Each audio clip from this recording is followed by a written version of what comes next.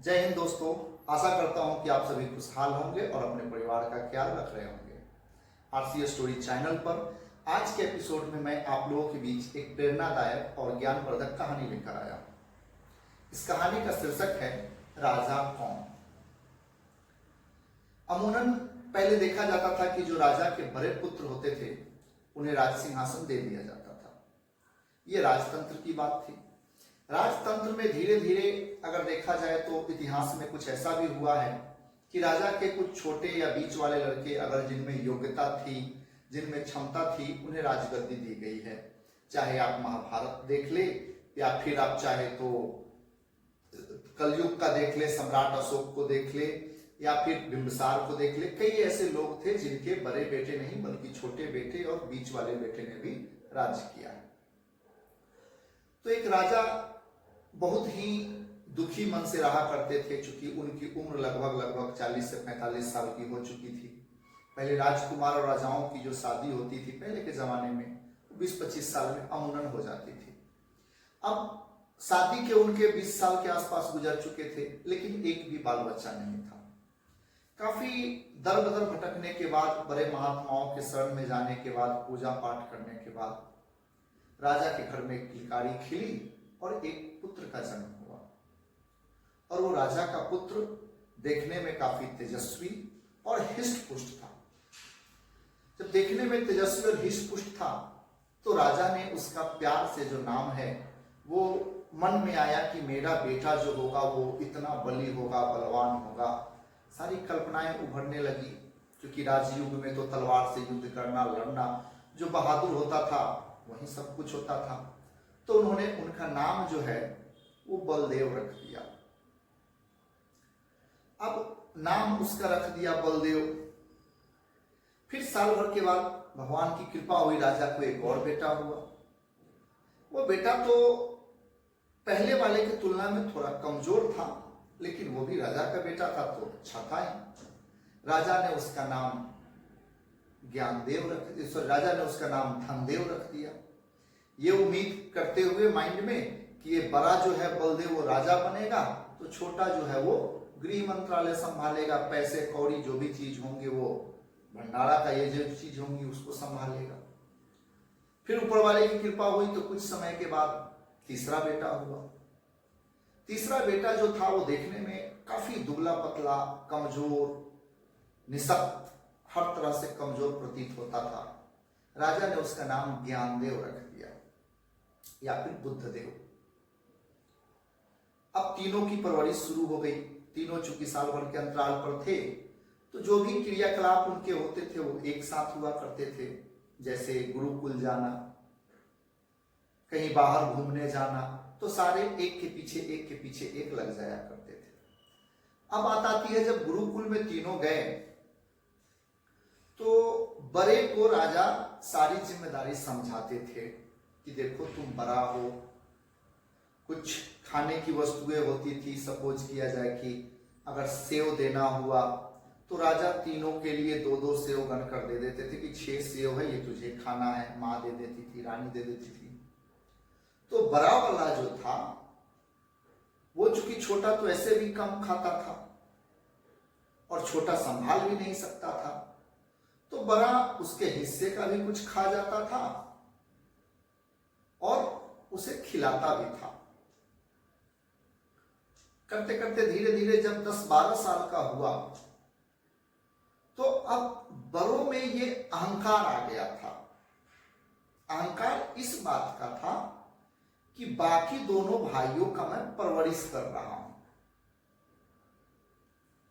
शरीर से तो बलवान था लेकिन बुद्धि नहीं थी। ये जो बुद्धि होती है वो कम थी, क्योंकि वो ये नहीं समझ पा रहा था कि परवरिश के नाम पर जो पिताजी से, जो राजा से, रानी से जो कुछ मिलता है उसमें से आधा से ज्यादा तो मैं खुद गवन कर जाता हूं, खा जाता हूं, और दोनों छोटे को थोड़ा थोड़ा देता हूं।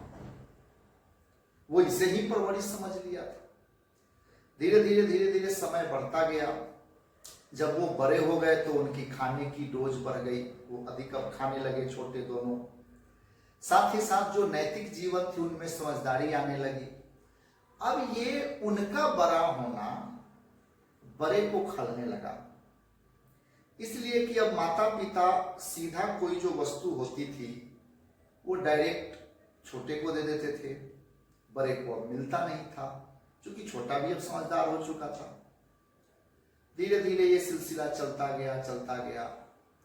अब एक ऐसा समय आया कि राजा के मन में द्वंद्व होने लगा कि आखिर मैं राजकुमार युवराज घोषित करूं तो किसे, अपने गद्दी का उत्तराधिकारी बनाऊं तो किसे।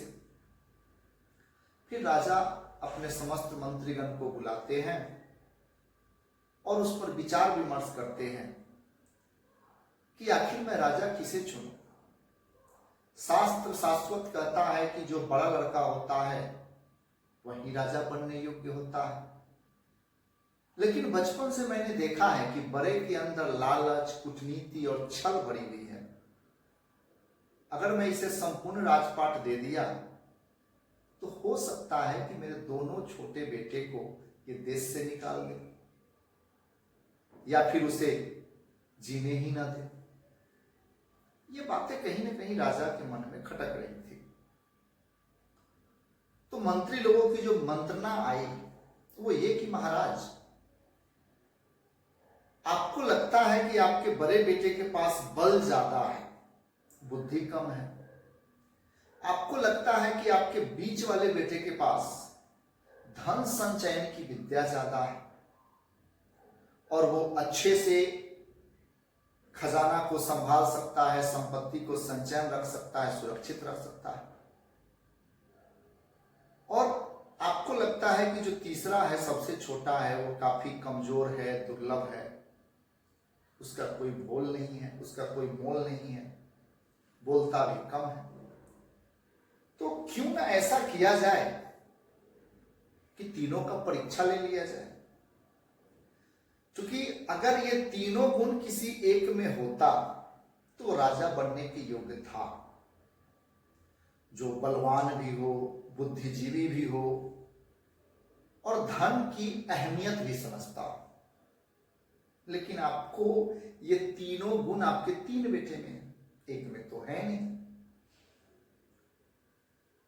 फिर राजा के मंत्रीगण के सलाह पर राजा ने आपस में रानी से और कुछ करीबियों से विचार करके यह निर्णय लिया कि तीनों बेटों को कुछ समय दिया जाए अपनी योग्यता सिद्ध करने के लिए, और बदले में उन्हें कुछ धन दिया जाए। राजा ने तीनों बेटों को एक तरह से कहिए तो उस समय 100 असरफियां देकर, 100 असरफी मीन्स 100 सोने के सिक्के, जो काफी हुआ करता था, 100 असरफी देकर तीनों को भेज दिया। कहा कि तुम तीनों यहां से देश से बाहर चले जाओ और 2 साल का वक्त है, 2 साल के बाद आना, तब मैं निर्णय लूंगा कि राजा किसे है बनाना। तीनों बेटों ने पिताजी के इस परीक्षा का, इस समय का स्वागत किया, लेकिन कहीं ना कहीं बड़े के मन में जो था ये द्वेष चल रही थी। बड़ा को ये लग रहा था कि मैं जन्म पहले लिया, जो चीज मिला मुझे ही पहले मिला, और ये दोनों मेरे राज में बंटवारा चाहते हैं, इससे मेरी संपत्ति घट जाएगी, मेरी क्षमता घट जाएगी। ये दोनों मेरे छोटे भाई हैं, इनको चाहिए कि मेरा सेवक बनकर रहे, मेरा सेवा करे। मैं तो जन्म ही लिया हूं राज करने के लिए। और ये जो उनकी कुंठित विचारधारा थी, ये राजा भाप गया था। तो इसलिए राजा ने तीनों को कहा कि आप अलग अलग दिशा में, अलग अलग देश में जाएंगे। साथ ही साथ राजा के गुप्तचर तीनों पर नजर बनाए हुए थे।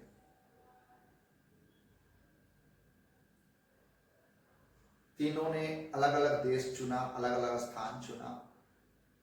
पहले वाला जो बड़ा था बलदेव, वो अपनी असरफियों से अखाड़े में गया और वहां पहलवानों को, जो अखाड़ा चलाता था, जो पहलवान था, उसे कुछ असरफियां दिया, मान लीजिए 10 असरफियां दिया, और 10-20 मुस्टंडे को अपने जागीर में कर लिया कि भाई तुम लोग मेरे साथ रहोगे, और अपने शरीर का बढ़ावा किया, बल बढ़ाया।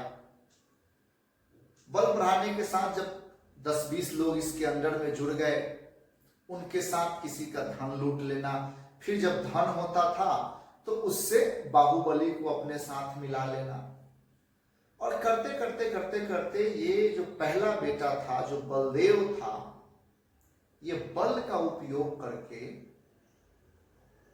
10,000 सेनाओं की एक टुकड़ी तैयार कर लिया, जो राजा का प्रथम गुण होता है।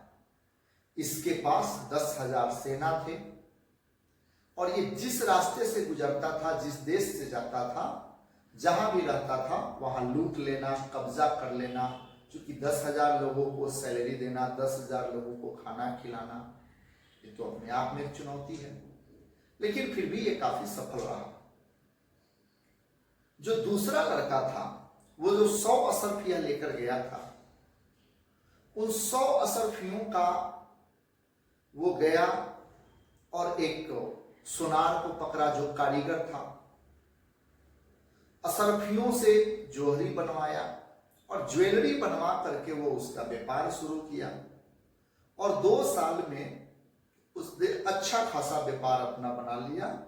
वो 100 असरफियों का 1000 गुना बढ़ा चुका था। उसके पास 10,000 असरफियां थी आज के रेट में। जो तीसरा था, सबसे छोटा, वो 100 असरफियां ले जा करके और जाता था किसी संत के पास, उसे 1 असरफिया देता और बोलता कि बस मुझे कुछ ज्ञान सीखना है। ऐसे करते करते वो अपनी 200 असरफियां कहीं से भीख मांग कर खाना खाता, और किसी ज्ञानी पुरुष के जाकर के उन असरफियों को दे देता था, और उनसे कुछ ज्ञान ग्रहण करता था, जिसे गुरु दक्षिणा कहते हैं। 2 साल में इसकी भी 100 असरफियां खत्म हो गई। अब तीनों ही पुत्र का जो संदेश होता था राजा तक हमेशा पहुंचते रहता था। गुप्तचर ले जाकर राजा को बताते रहते थे कि आपका बड़ा बेटा बलदेव, उसने अपने बलपूर्वक, पौरुष पूर्वक एक अच्छा खासा सेना तैयार कर लिया है, जो किसी राज्य को हरा सकता है, उस पर विजयी पताका लहरा सकता है। जो धनदेव है वो अच्छा बिजनेसमैन है, अच्छा जोहरी निकला, और आज के डेट में उसके पास अच्छे अच्छे आभूषण के दुकान हो चुके हैं, वो व्यापार उसका अच्छा चल पड़ा है, बिजनेसमैन है। और छोटे की हमेशा निगेटिव खबर ही जाती थी कि छोटा जो है कमाता तो कुछ है नहीं, जो भी कुछ होता है भीख मांगता है, जो करता है, और किसी साधु संत के पास बैठता है और वो उसे दे करके वहां से निकल लेता है। अब 2 साल हो गई तो राजा ने तीनों बेटों को बुलावा भेजा। तीनों बेटा को बुलावा गया, तीनों अब अपने अपने राज्य की तरफ चल दिए। सबसे पहला बलराज या बलदेव कहिए, जिस रास्ते से चला 10,000 सेना की टुकड़ी लेकर,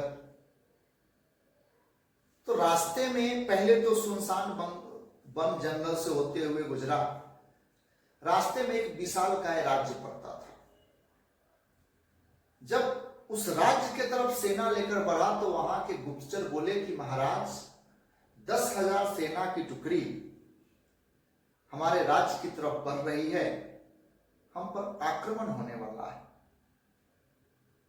और राजा ने व्यूह रचना करके इसके 10,000 सेनाओं को तितिर बितिर कर दिया, मार दिया, और फिर बलराज जो थे या बलदेव वहां से घायल अवस्था में, सेना विहीन, छत्र विहीन और साधारण सा एक बंदी बना लिए गए और राज के कारागार में डाल दिए गए। इसकी खबर महाराज तक पहुंच गई कि आपका बड़ा बेटा 10,000 सेना लेकर दूसरे राज्य से आ रहा था। अनजाने में दूसरे राज्य के राजा ने इसे अपना दुश्मन समझकर इससे युद्ध किया। इनकी भी मनोबल बढ़ी हुई थी कि हम युद्ध करके जीत जाएंगे तो घर पहुंचने से पहले ये राज्य हमारा हो जाएगा, और ये वहां बंदी बना लिए गए। दूसरा बेटा अश्व के ऊपर, घोड़े के ऊपर जो है बड़े बड़े सोने के गठरिया लाद कर धन दौलत लेकर राज्य की तरफ चला। उसके भी रास्ते में जंगल और वीराना सुनसान जगह था। लुटेरे आए, उसके धन लूट कर चले गए। तीसरा बेटा तो था फोकट लाल गिरधारी, इसके पास कुछ नहीं था। अब जब दूसरे का धन लूट गया तो ये बन गया भिखारी, और ये भी भीख मांगता खाता कमाता हुआ अपने राज्य पहुंच गया। हालांकि तीसरा तो ऐसे ही फकीर था, वो भी पहुंच गया। सभा हुई, दरबार में सबकी उपस्थिति हुई। सबसे महाराज ने पूछा कि इन 2 साल में तुम्हारी क्या उपलब्धि रही है। जो बड़ा बेटा था वो तो पहुंचा ही नहीं था, वो तो चूंकि दूसरे किसी राज्य के कारागार में था।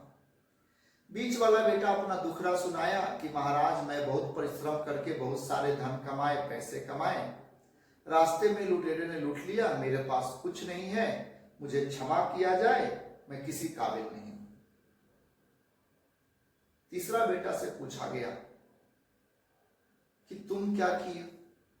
बोला कि महाराज, मैं 10 देशों का 10 भाषा सीखा हूं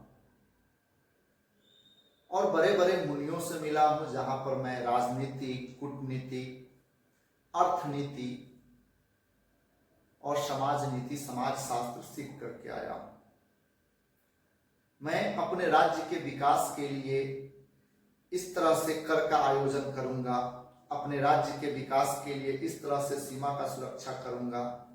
ये जो राजा हमारे दुश्मन है, उनकी ये कमजोरी है, उनसे ऐसे मित्रता की जा सकती है, उनसे ऐसे मित्रता की जा सकती है।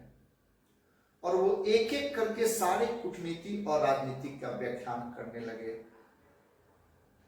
जनता ने शाबाशी दी, ताली बजाया और कहा कि असली योग्य युवराज यही है और इन्हीं को राजा बनाया जाए।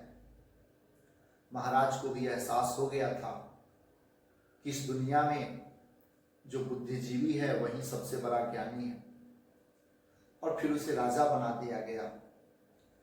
जब छोटा बुद्धदेव राजा बने तो फिर जो धनदेव थे, धनदेव को जो है मंत्री बनाया गया, और ये दोनों मिलकर के दोनों भाई राजा के साथ उस राजा के पास गए जिस राजा ने इनके बड़े भाई को बंदी बनाया था, और छोटे भाई ने अपने शादी का प्रस्ताव रखा। उस राजा को कहा कि ये मेरा बड़ा भाई है, हम भी राजा हैं, ये गलती से इधर से गुजर रहे थे, ये आपके दुश्मन है नहीं, लेकिन आपने समझ लिया, तो आप चाहें तो हमारे से संबंध जोड़ करके और हम लोग मित्र हो सकते हैं, संबंधी हो सकते हैं, मिलजुल के राज करेंगे। तो राजा की पुत्री से छोटे राजा का विवाह हुआ और राजा की मंत्री के बेटी से बड़े राजा के बेटा का विवाह हुआ, और इस तरह से वहां से उसे बंदीगृह से छुड़ा करके अपने राज्य वापस लाए। चूंकि ये बलशाली थे, युद्ध कला जानते थे, बल में निपुण थे, युद्ध में निपुण थे, तलवारबाजी, तीरंदाजी सब कुछ जानते थे, इसलिए राजा ने इन्हें सेनापति बनाया। कहानी का आश्रय है, दुनिया में सब चीज एक बिजनेस है। अब निर्भर इस बात पे करता है कि आप अपना धन, ये जो राजा के द्वारा दिया गया 100 अशर्फियां था, आज के परिवेश में हर माँ बाप अपने बच्चे को देते हैं, और हर किसी को एक समय मिलता है। उस समय में उस अशर्फियों से, उस पैसे से माँ बाप के द्वारा दिए गए टाइम लाइन में, टाइम फ्रेम में आप अपने आप को किस स्थान पे देखना चाहते हो? आप अपने स्किल बढ़ाते हो, अपनी बुद्धि बढ़ाते हो, दिमाग का उपयोग करते हो, किसी चीज का ज्ञान अर्जन करते हो, या फिर आप कोई वस्तु खरीद कर अपने पास धन के रूप में संचयन करते हो, या फिर जिम जाकर बॉडी बनाते हो। याद रहे, दुनिया में नश्वर अगर कुछ है तो बुद्धि है। अगर आपके पास बुद्धि है तो आप राजा बनोगे। जिसके पास बल है वो आपका सेनापति बनेगा, और जो धन संचयन करने में एक्सपर्ट है वो आपका खजांची बनेगा, बैंकर बनेगा। जय हिंद दोस्तों। कहानी आपको कैसी लगी जरूर बतलाइएगा, लाइक कीजिए, शेयर कीजिए। मिलते हैं फिर आपसे अगले एपिसोड में। जय हिंद।